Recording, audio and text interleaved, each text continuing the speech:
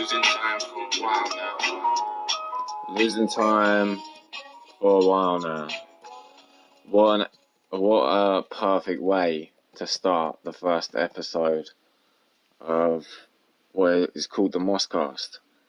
I should have done one of these. I should have started doing this a long time ago because I talk to myself all the fucking time and I never record it.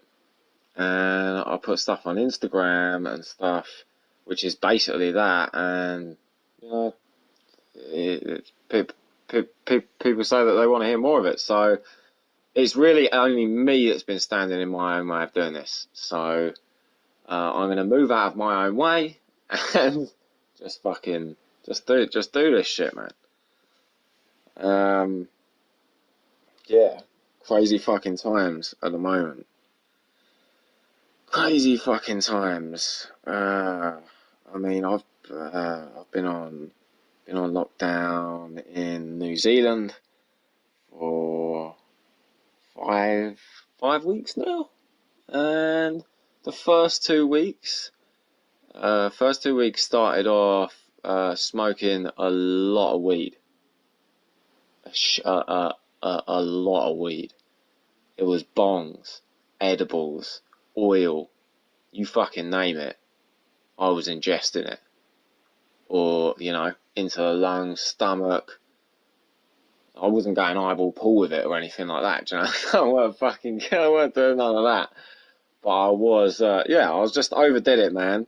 So, and I put, so like, at the beginning of lockdown, it was like, let's get fucking high as fuck.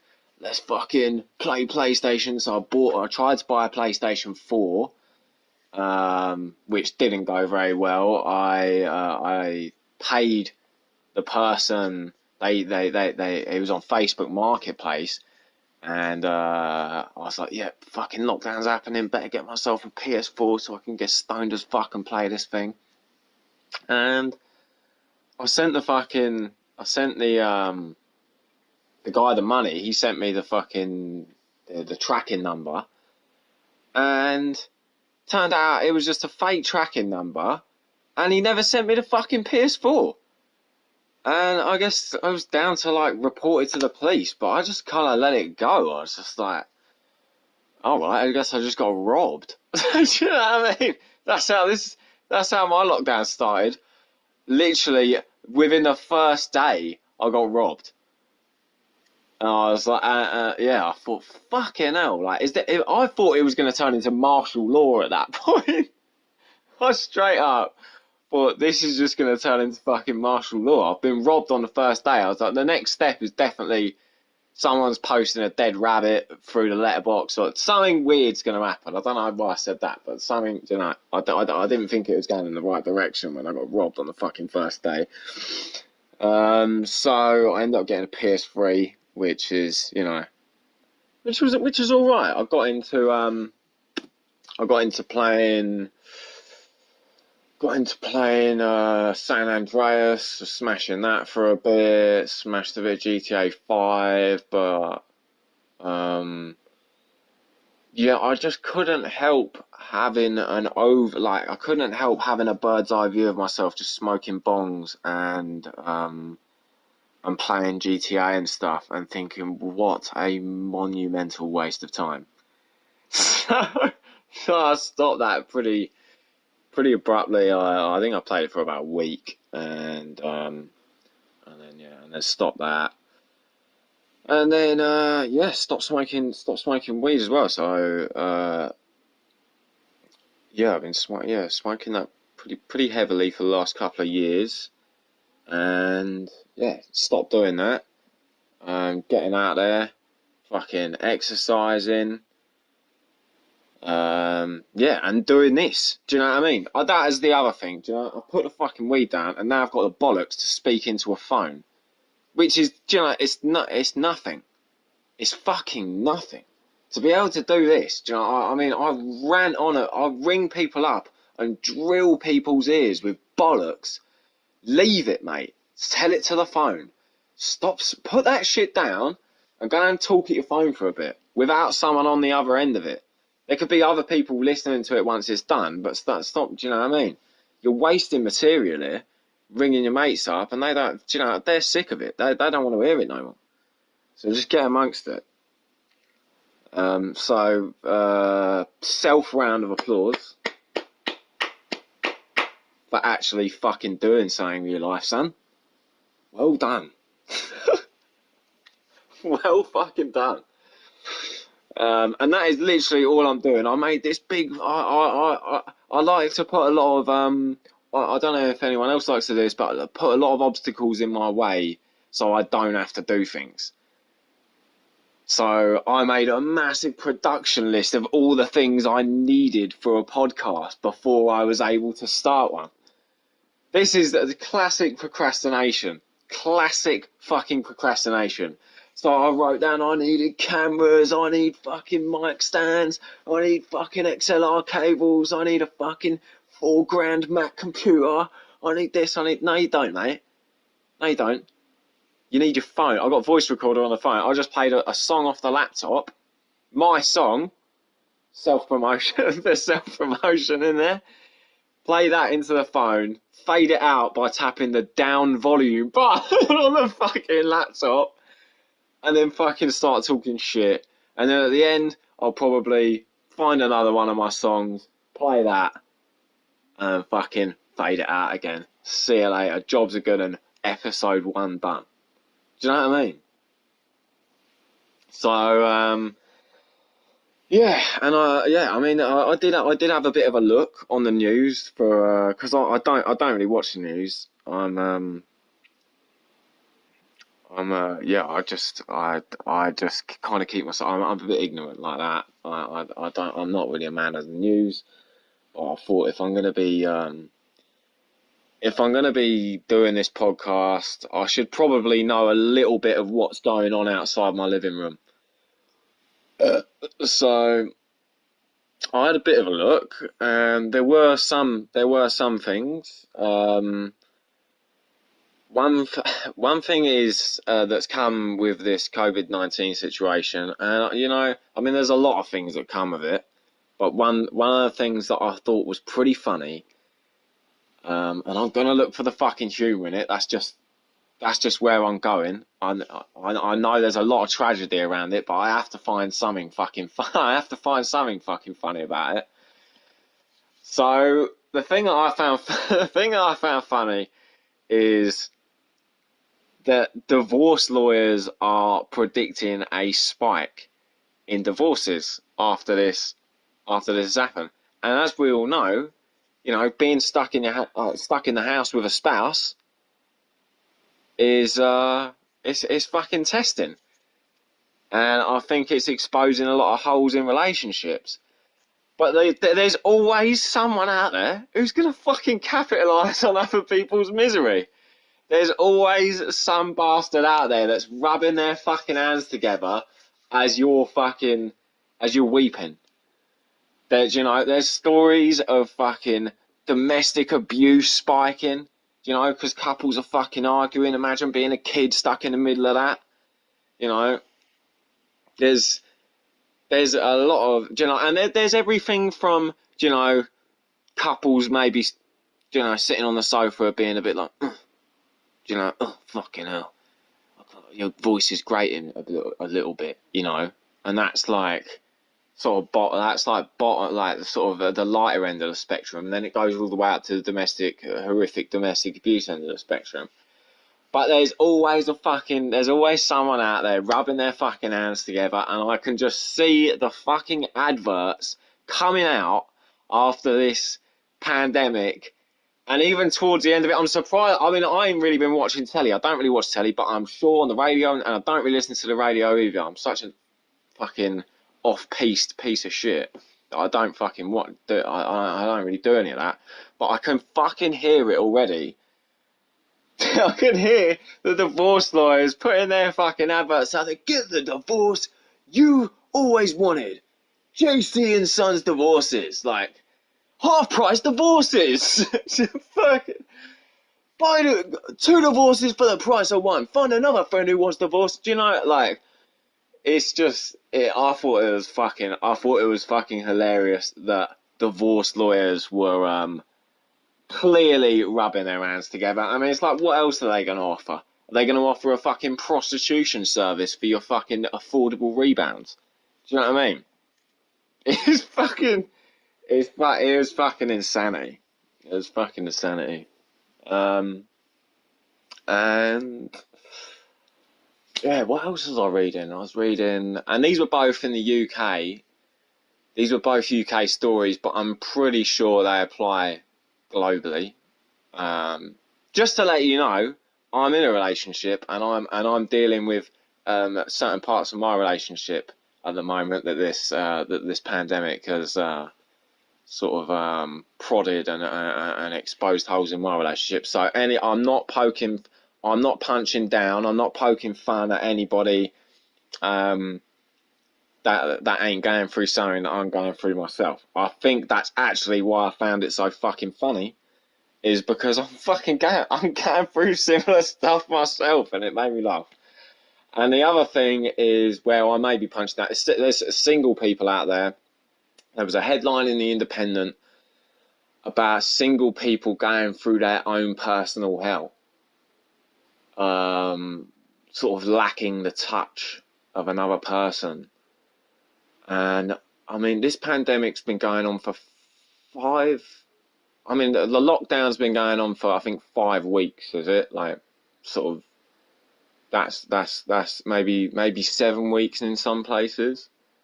When I was single, I went for 6 months where nobody wanted to fuck me.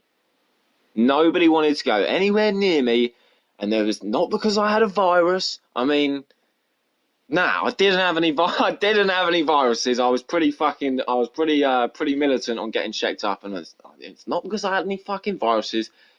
They just didn't fucking like me, or I looked needy, or whatever it was. So whoever's whinging about going 7 weeks, I mean, yeah, it's fucking nothing, and there's a reason for it. So don't take it personally. You wait till you're fucking single and no one wants to fuck you for fucking 6 months, and you're gagging for it. Then you got something to cry about. Fucking hell, what a whinge! 7 weeks, have a wank, shove a couple of fingers up there, do something. Do you know what I mean? Like, fucking, how that got into the papers with all the fucking other stuff out there is just like, oh my god, what a fucking whinge.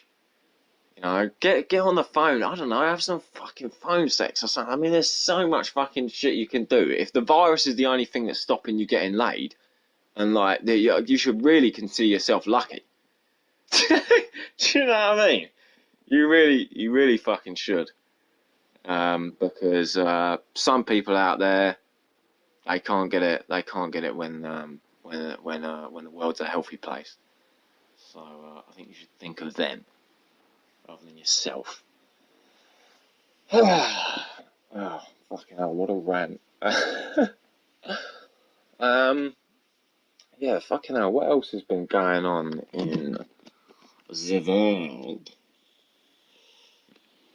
Well, I suppose it doesn't have to be virus related. I was down a shop earlier and I saw gluten-free popcorn, and it's finally dawned on me that what was it? Gluten-free drinking chocolate. It's dawned on me now that people are just putting gluten-free on things just to sell them as like a healthy thing.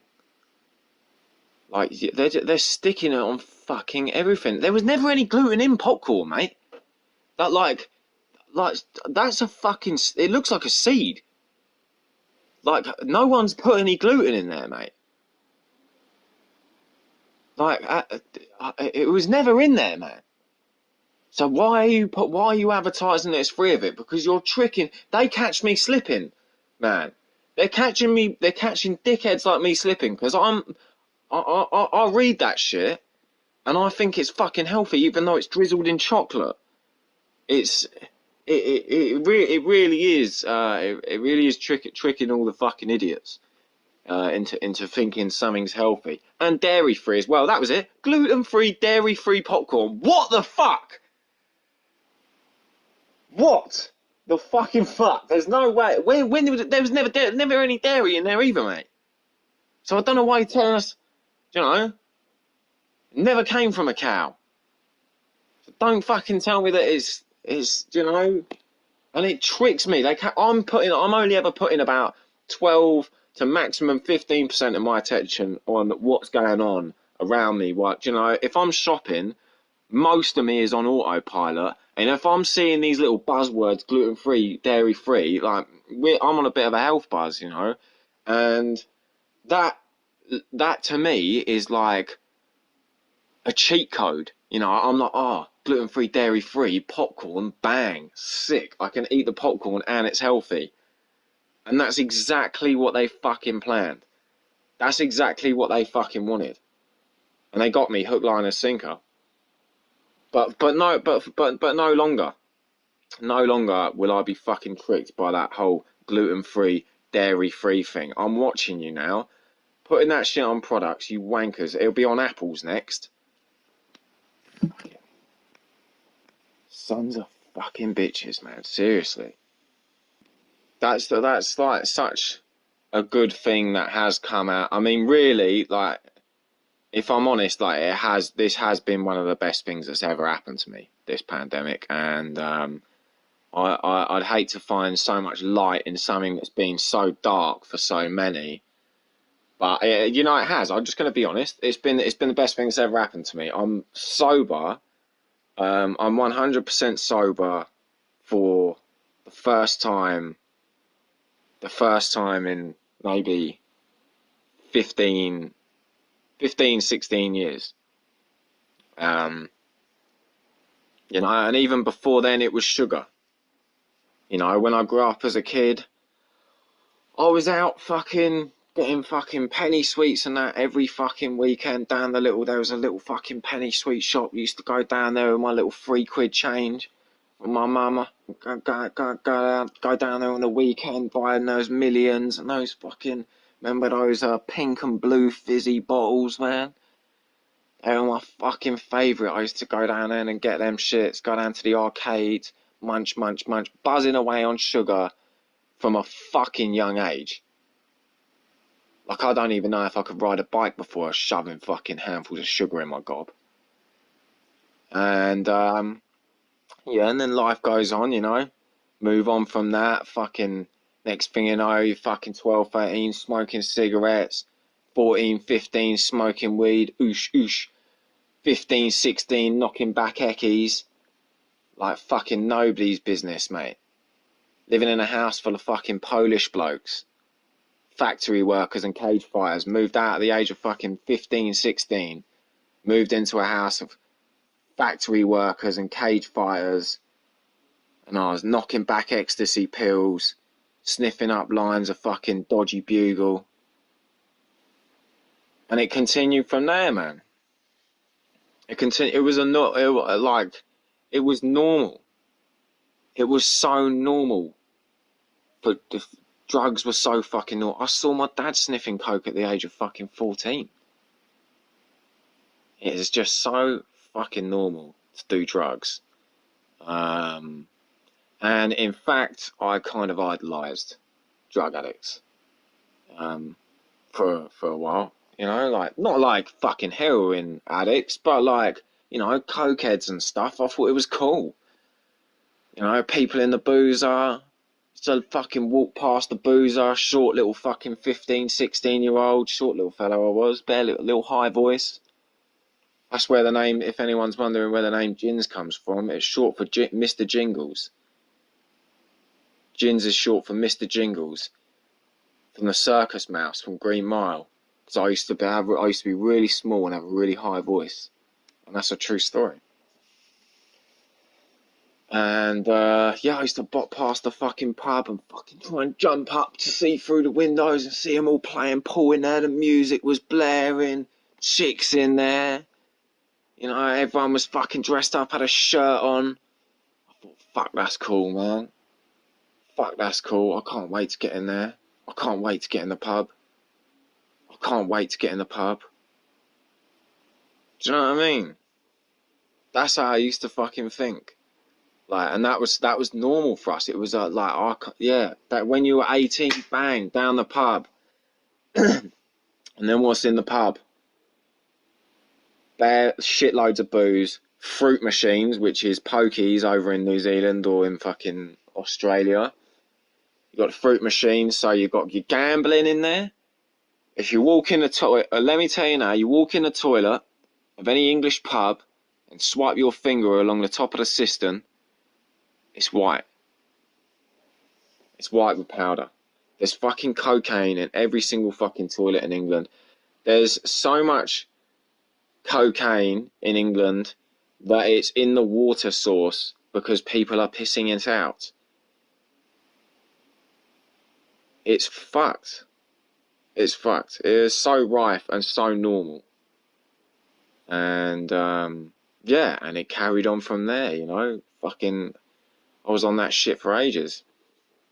Yeah, you got your gambling, coke, and booze, bam, at the age of 18. And if you're fucking, you know, that was in the pub. I mean, we were getting fake IDs at fucking 16, 17, going into like drum and bass clubs in Lakota, smashing back ketamine and fucking everything. And that went on. I mean, I don't want to drone on about my entire fucking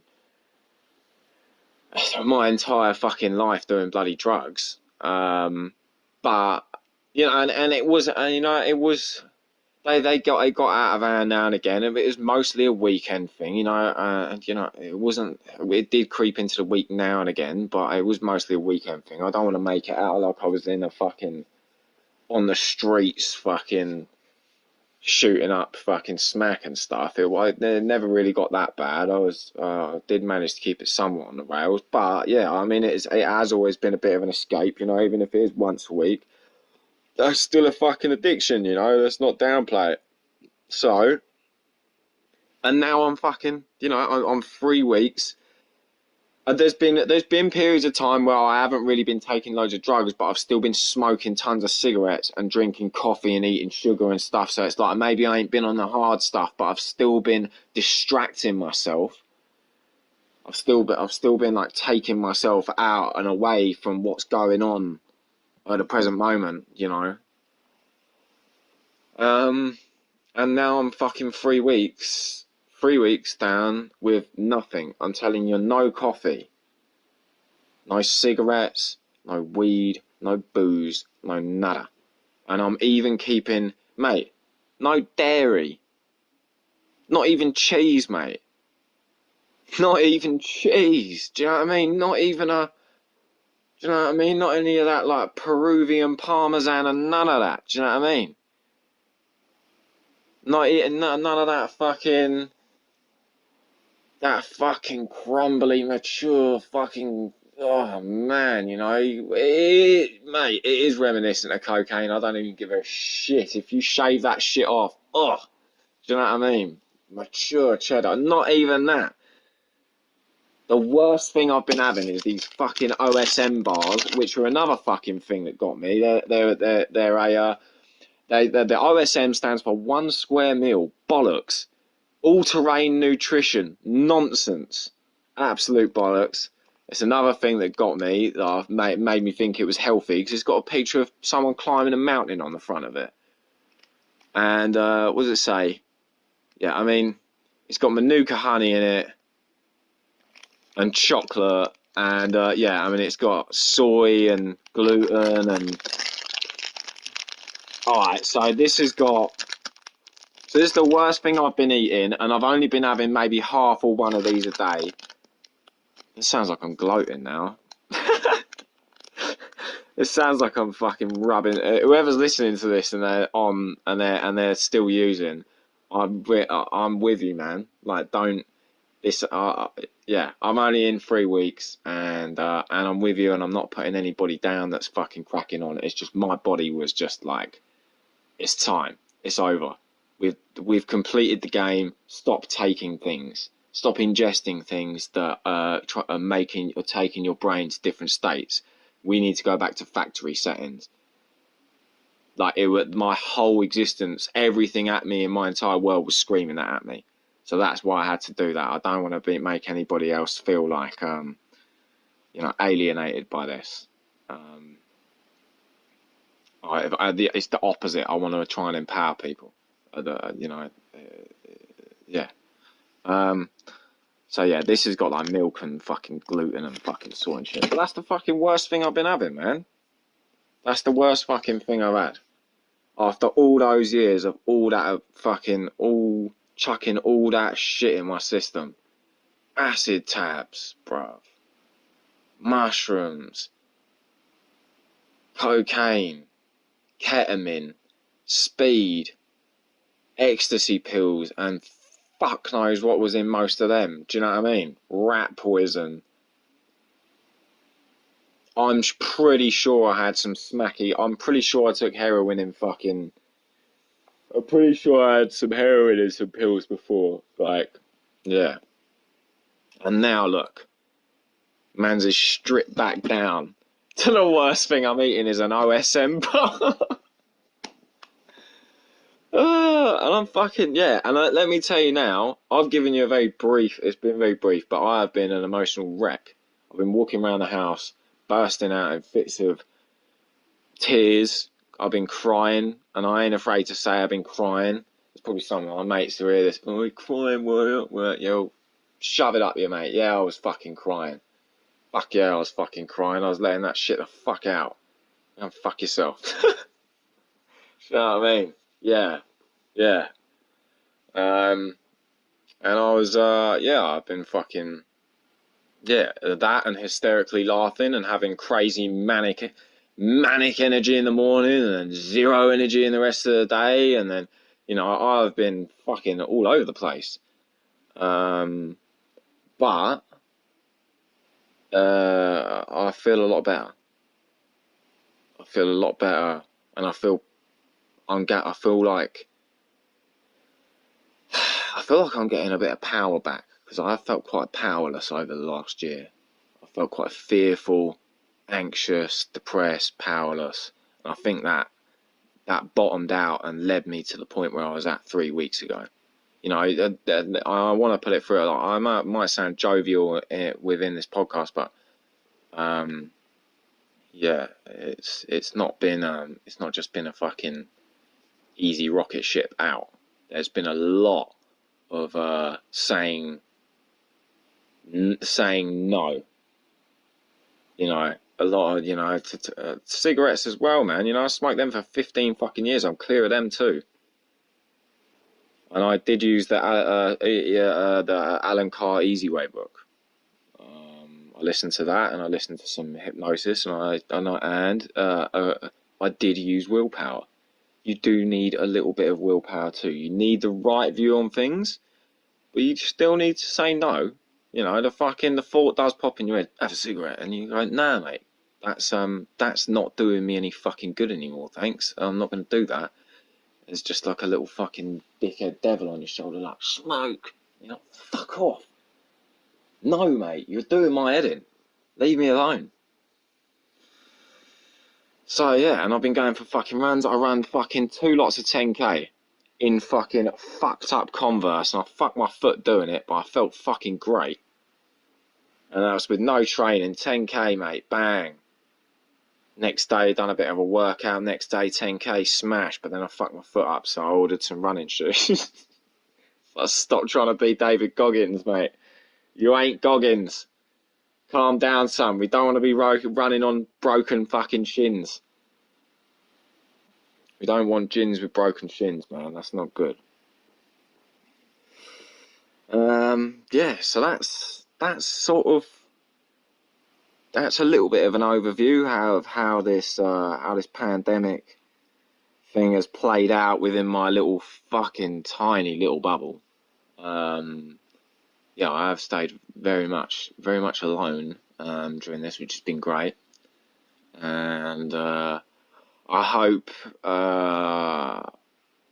that people have found something in this to take away as well. Something,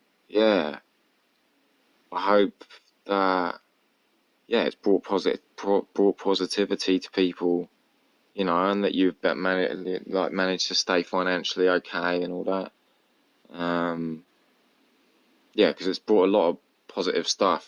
A lot of very uncomfortable fucking changes. Like, don't get me wrong, with all this positivity, there's a lot of fucking sort of gut wrenching shit that's going on. But I know at the bottom, right down deep in my guts, that if I keep walking on this path of sobriety for the next, just keep what I don't even want to say for the next this, for the next that, how long for. I just know now, in the present moment now, I need to be on factory settings to function at all.